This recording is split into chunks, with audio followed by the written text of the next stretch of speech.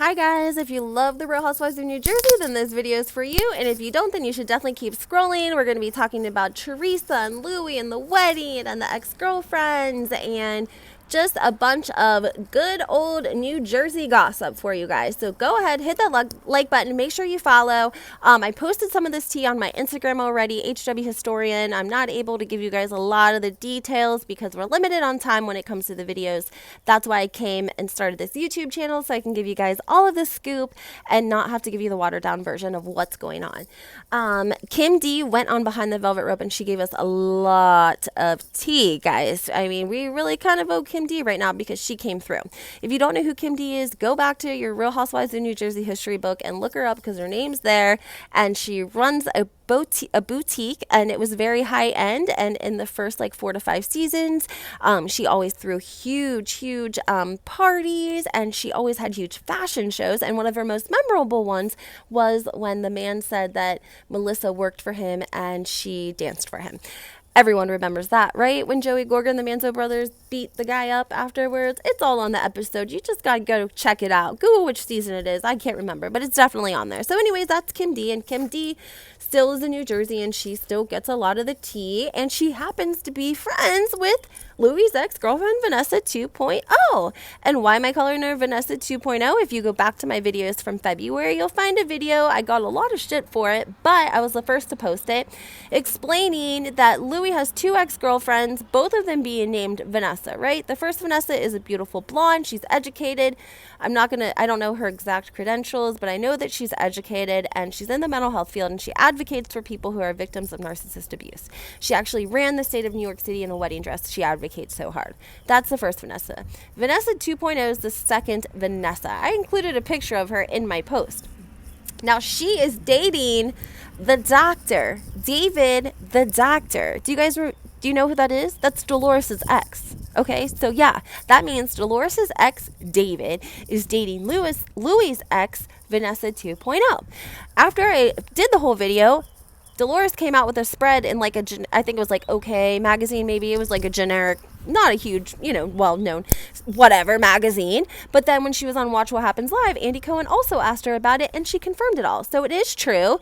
They are dating. And that's Vanessa 2.0. And Louis been suing her for a long time. He's really been putting her through the ringer. I don't know if you guys know this or not, but it's not free to get sued. You have to pay for your attorney every time they go to court with you. Every time they file a paper, it doesn't matter what they do, you're paying for them. And they are not cheap, guys. So Kim D allegedly escorted her to court. And apparently the judge had a very open dialogue with Louis, which is common in civil cases. You wouldn't see that in a traditional courtroom. However, he was talking to Louis, and Louis actually admitted that he had made up these allegations. They were not true. And that she did not pour bleach on his clothes. He actually poured bleach on her clothes. So he's been taking her to court, putting her through the ringer, and now he's saying that these allegations are completely false. Okay, so the judge drops the case. It's dismissed. Well, Vanessa 2.0's attorney is like, you've paid me a lot of money. You've had to pay these attorneys to represent you. If he made up these allegations and he's been dragging you to court, then he deserves to pay for your legal fees. And she's like, you know what? You have a point. So now Vanessa 2.0 is suing Louis for attorney fees, and Kim D has been summoned, right? That's where we find that out. But it's concerning, guys, that Louis has so many civil cases. Like, he's suing people, other people are suing him, and it definitely is a red flag to me because I know Joe Gorga has a lot of cases too. If you want to know the truth, I'm not trying to be mean, but if you look up Joey Gorga, he has a lot of civil cases as well, him and Melissa. So that's a little bit of a red flag to me. I don't know. Maybe he could have just said, like, I want to dismiss the charges because I'm, moving on with my life, and these things did happen, but you know what? I'm just going to eat it, and I just want to drop the case. But he did it. He said that those allegations weren't true. So I don't know, guys. That would not have been a very smart thing to do. And if he had an attorney, I'm just surprised that he would say that. But, I mean, Kim D was there, and the case was dropped, and now she's suing him. So there must be something there. Now, we also find out, what else did she tell? Oh, yes, this is what happened. Joey Gorga had went on a podcast. I think it's the same podcast as when he was like talking about the christening and how producers were high-fiving each other after that scene. And he they say, like, do you see Kim D anymore? If you do, like, do you talk to her? Like, what's your relationship like? And he was like, if I see that scumbag out, I definitely don't talk to her. I don't even acknowledge that she's there. And then he like threw some kind of insult about her looks.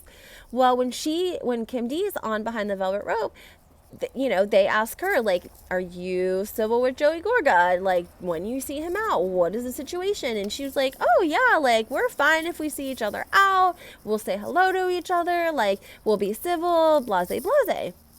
So then I guess she must have heard Joe's comments on the podcast, because then she went on Twitter and I posted them on my Instagram, HW Historian, and she calls him out and she says, like, you're a liar, because here's these photos time-stamped from March of me, you, and Melissa and this other guy at a restaurant hanging out. So how could we, like, I be such scum that you won't even talk to me, but you're actually taking photos with me? That doesn't make any sense, right? So she calls him out, basically calls him a liar. And like I said, the photos are time-stamped, so that would make sense that he must have been telling a lie, or he was like drunk and forgot they ran into her and forgot they took photos. I don't know. Who knows? Also want to mention that she gave us a lot of tea about Carolyn Manzo and the whole Dolores situation, and the photo of Dolores and Carolyn in LA hanging out. And, people were saying that, Teresa hates Carolyn, and she definitely does. But we have to remember, she did that commercial before the Super Bowl where her and Carolyn actually both, like, they flipped the table, basically. So that tells us that Teresa has no problem with Carolyn as long as she's, like, making a paycheck. You know what I mean? Like, if it's for money, she'll be professional. She'll film with her for whatever, whatever, as long as she's getting paid. But it's, the word on the street is that Dina actually asked her not to take that role. So that's how Dolores ended up in LA with Carolyn, because originally they wanted it to be Carolyn and Teresa. But Teresa declined because Dina asked her to decline. So therefore, Dolores took her place.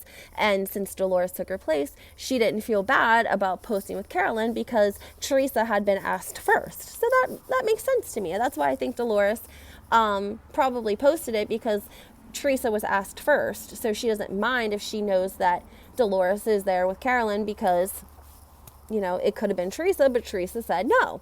I think Dolores gets a little nervous for her job. I love Dolores, and I think producers really love Frank. They really love the whole husband vibe. They think a lot of viewers, really like that, and I think they do too. But I think Frank has kind of been Dolores's meal ticket on the show, because she has been on the show for so long, but like there's never like a memorable season that I remember of Dolores. Like all the other housewives that are like OGs that you remember, like they came in and they had seasons where, Nene, her husband, was dying, and Teresa went to prison, and like we just saw a lot of raw footage of their life and their family, and we've just never really seen that of Dolores. I don't think she likes to be vulnerable in real life, let alone on camera, and I think it honestly hurts her chances as a housewife, because I think that Frank is the only reason that they've kept her full-time this long.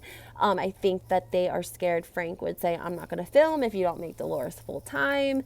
I don't think there's any way around that, and I think that's kind of what we're running into with all the other ladies like Margaret Josephs and, Jackie and Evan, and of course Melissa and Joey, because Joey's kind of like the head honcho of the men. He's like the one that kind of brings them all together, and he's a little bit more emotional than they are because he's Italian, and he like loves hard, and he's like all these different things. And so they can't make Melissa a like friend of the show, because then Joe's going to be like, well, then I'm not filming for the husbands if you're going to make my wife part-time. And Frank's like, well, I'm not filming for the, I'm not filming either if you don't make Dolores full-time. And then they got Evan. Evan's like, I'm not going to film unless she's full-time. And they kind of pushed Bill out this season, even though it really wasn't his fault. So we haven't really seen a lot of a dynamic between him and the other husbands, which is concerning, because we're hearing like that Jennifer's on the chopping block. I was surprised to hear that. Were you guys surprised to hear that? I was. And I mean, I feel bad for Bill, because I do feel like he owns a business. He's responsible for people's livelihood, and he's had a tough couple of months. So make sure you hit that like button and follow, and we'll talk soon.